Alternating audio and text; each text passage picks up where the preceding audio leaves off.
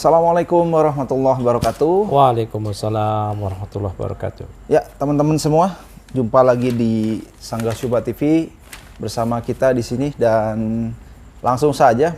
Sekarang saya mau bahas masalah ini, Ustadz. Asma wa sifat. Asma wa sifat, kita mau bahas sifat yang sama-sama ditetapkan oleh Asy'ariyah sama Ahlus Sunnah juga nih. Jadi sifat kalam. Kalau kita dulu belajar di SD kan ada 20 sifat tuh. Ada wujud, ki, dan bako. Nah, itu ada yang sama sor kalam. Berarti kan Asy'ariyah menetapkan sama-sama kalam nih. Kita juga menetapkan Allah punya kalam. Asy'ariyah juga. Nah, itu bedanya apa sih antara Ahlus Sunnah sama Asy'ariyah itu? Baik, bismillahirrahmanirrahim. Alhamdulillah wassalatu wassalamu ala Rasulillah amma ba'd. Tadi ya, Asy'ariyah menetapkan sifat kalam. Jahmiyah, Mu'tazilah menafikan sifat kalam. Mereka mengatakan Al-Quran makhluk. Allah nggak punya sifat kalam. Jadi intinya Asy'ariyah sama seperti Ahlus Sunnah wal Jamaah menetapkan sifat kalam. Terus bedanya apa? Jelas beda. Karena Asy'ariyah maupun Kullabiyah menyatakan bahwasanya kalam Allah itu tanpa huruf, tanpa suara. Sedangkan Ahlus Sunnah wal Jamaah menetapkan kalamullah itu dengan huruf dan suara. Kita akan bahas mungkin sekarang huruf dulu apa suara dulu nih? Ya, suara ya. Suara. Kalau huruf nanti itu ya. Ya, Allah Subhanahu wa taala berfirman, ini di tangan saya ada kitab Al-Wasithiyah, syarahnya Syekh Muhammad Khalil Harras, mantan ulama yang dulu pernah ada di Asy'ariyah. Mantan Asy'ariyah ya? Iya. Ya, beliau dulu rajin membantah Ibnu Taimiyah. Sampai akhirnya karena banyak membaca buku-buku Syekhul Islam Ibnu Taimiyah, akhirnya beliau rujuk dan meninggalkan mazhab Asy'ariyah, beralih ke mazhab Ahlus Sunnah wal Jamaah. Sampai judul disertasinya itu atau judul doktoralnya itu di Kairo, di Al-Azhar, tentang Ibnu Taimiyah. Ya. Nah, kembali lagi tadi kita akan bahas mengapa Asy'ariyah itu menafikan suara. Ya, suara dari kalamullah. Syekh Muhammad Khalil Harras mengatakan di sini, wa minhum man ja'alahu laziman li dzatihi azalan wa abadan la yata'allaqu bi masyiatihi wa qudratihi wa nafa anhu al harfa wa sauta. Nah, di antara mereka kalangan ya yang menyimpang dalam pembahasan kalam ini, memang ada Mu'tazilah, Jahmiyah yang menafikan betul-betul sifat kalam. Namun ada juga yang menetapkan sifat kalam, tapi di terakhir ini ya, kata Syekh Muhammad Khalil Harras, la yata'allaq bi masyiatihi wa qudratihi. Ya, mereka mengatakan bahwasanya kalamullah itu tidak berkaitan dengan masyiah, dengan kehendak Allah dan kudrah Allah. Ya, dan menafikan dari kalamullah al-harfa wa sauta. Huruf dan suara. Di footnote-nya buku ini Syekh Abul Abbas Yasin Al-Adani Al-Yamani rahimahullah taala memberikan catatan kaki di sini di footnote nomor 4 di sini halaman 213, ai asbatu lahu al-kalam. Mereka kalangan orang-orang yang seperti ini, Asy'ariyah ini, menetapkan bagi Allah sifat kalam. Naam ada. Ya. Ini tapi kalamnya nafsi. Ya. Tanpa huruf, tanpa suara. Nafsi itu namanya. Berarti tanpa suara itu ketika Allah berfirman kepada Jibril Al-Quran, Al-Fatihah atau 30 juz Al-Quran, Jibril nggak dengar, tapi langsung terpatri di kolbunya Jibril itu. Nanti Jibril baru menyampaikan kepada Rasulullah SAW apa yang Allah firmankan. Ya, nah kata Syekh Abul Abbas, wa awwalu man arrafa anhu hadha huwa ibnu Kullab, Abdullah ibnu Sa'id. Yang pertama kali memperkenalkan akidah seperti ini, kalam nafsi ini, adalah Abdullah bin Kullab, founder madhab Kullabiyah. Ini Asy'ariyah aslinya ngambil dari situ. Sebelum Ibnu Kullab nggak ada ulama salafun dari kalangan tabi'in, tabi'ut tabi'in, apalagi sahabat yang mengimani kalam Allah tanpa huruf, tanpa suara ini. Ini enggak ada. Ya.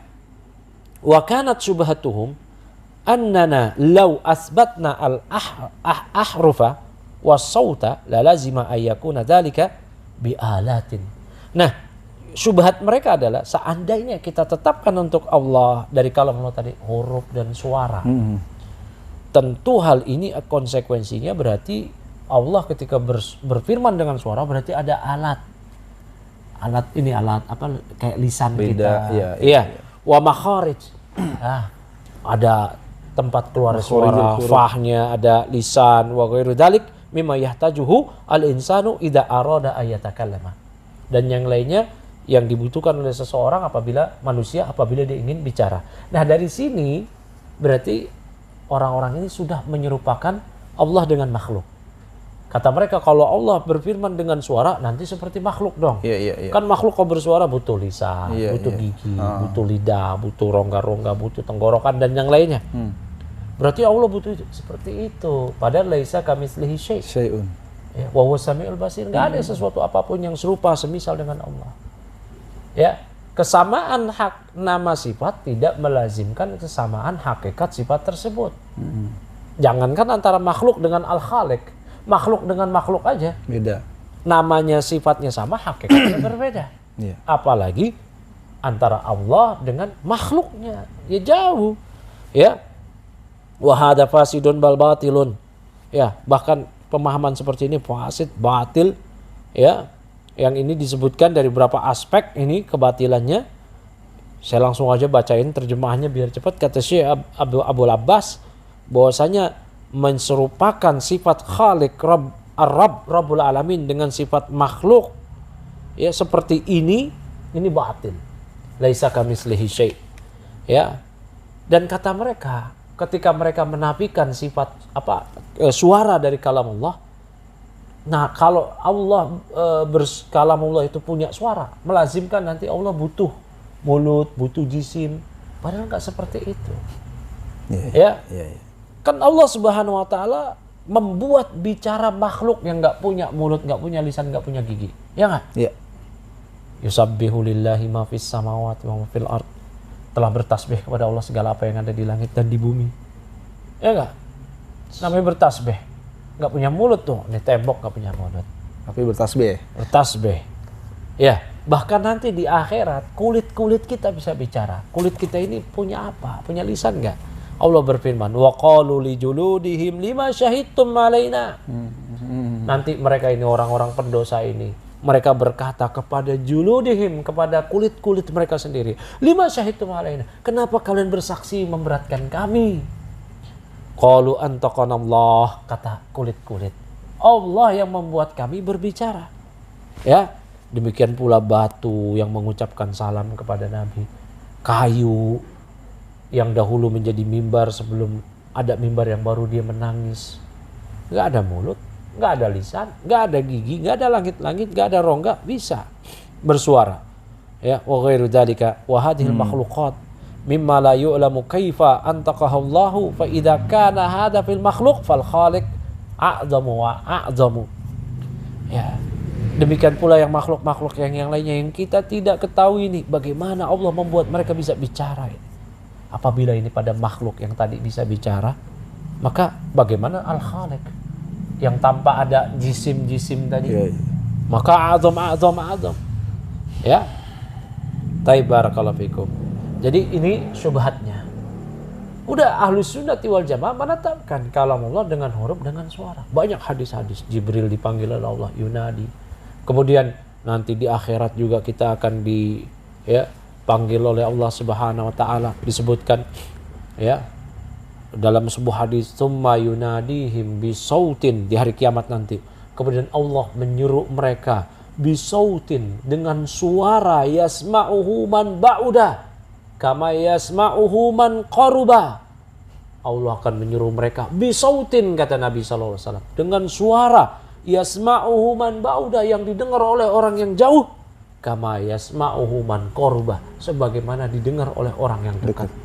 Allah berfirman, anal malik, ya, aku adalah raja dan seterusnya. Ya, bahkan para ulama salaf berdalil bahwasanya kalamullah dengan suara itu yaitu dengan firman Allah Subhanahu wa taala di surah At-Taubah mengenai orang kafir musta'man yang minta perlindungan, suaka perlindungan kepada kaum muslimin di negeri kaum muslimin. Allah berfirman, wa in ahadun minal musyrikin astajaraka fa'ajirhu hatta yasma'a kalam Allah. Wa in ahadun minal musyrikin istajaraka, apabila salah seorang musyrik minta perlindungan, suaka kepada engkau, fa'ajirhu, beri dia perlindungan, beri dia suaka, hatta yasma'a kalam Allah, hingga supaya dia mendengar kalam Allah. Kata para ulama, mimman yasma', ini dikutip oleh As-Sabuni dalam kitab Aqidatus Salaf wa Ashabul Hadis. Dari mana si kafir musta'man itu bisa dengar kalam Allah? Dari mana? Kalau kalam Allah itu kalam nafsi, dari mana? Dari tilawah kaum muslimin, qiraah Quran kaum muslimin. Maka apa yang dibacakan oleh kaum muslimin berupa tilawah, itu yang dibacakan adalah kalam Allah. Betul suara mereka suara makhluk. Ya. Namun yang dibaca adalah kalam Allah. Nah, Asy'ariyah menafikan hal tersebut. Iya. Al-makru, al-matlu yang dibaca itu dari Al-Quran, kata mereka, itu makhluk. Ya, karena kalamullah itu tanpa suara. Kenapa tanpa suara? Tadi, kalau pakai suara nanti kayak makhluk dong. Bersuara. Jadi kalam nafsi. Jadi yang didengar oleh Adam, yang didengar oleh iblis, ketika Allah panggil iblis, ya iblis mamanaka antas juda lima khalaqtu biyadayya. Allah berfirman kepada Adam, uskun anta wa zaujukal jannah. Allah berfirman pada malaikat, Allah berfirman pada Nabi Musa, ya Musa innani anallahu la ilaha illa ana fa'buduni wa aqimus sholata li dzikri. Allah berfirman pada Jibril, Allah berfirman di akhirat nanti. Allah berfirman di 30 juz Al-Quran. Itu kata mereka itu semua dulu azali. Ya, azali. Jadi sekali. Jadi firman Allah itu sekali aja. Sekali aja. Dulu azali. Makanya nggak ada kaitannya dengan masyiah. Nggak ada kaitannya dengan kehendak Allah. Ini dulu azali. Azali itu yang la bidayata lahu, yang masa yang tidak ada awalnya. Dulu aja. Sebelum permulaan. Ya, dulu. Nah, syubhat mereka ini kalau kita tetap ketika Allah berfirman kepada Jibril, itu adalah hasil saduran dari yang dulu itu. Tanpa suara. Didengar langsung oleh Jibril, kalam nafsi. Bahasa kita kayak telepati lah. Jibril langsung baru mentransfer kepada Nabi SAW lewat suara baru. Didengar oleh Nabi. Nah, akidah ini nggak pernah. Coba Asy'ariyah itu mengutip ulama dari kalangan tabi'in, dari kalangan sahabat, siapa yang berpendapat dengan mereka itu? Nggak ada. Melainkan itu pendapatnya Ibnu Qulab. Makanya Asy'ariyah Qulabiyah mendefinisikan Al-Quran itu bukan kalamullah sebenarnya. Tapi ibarahan kalamillah, hikayahan kalamillah. Udah itu aja. Hikayat dari kalamullah, ibarah dari kalamullah. Bukan kalamullah. Kalau mereka jujur, itu ada di buku-buku mereka. Ya.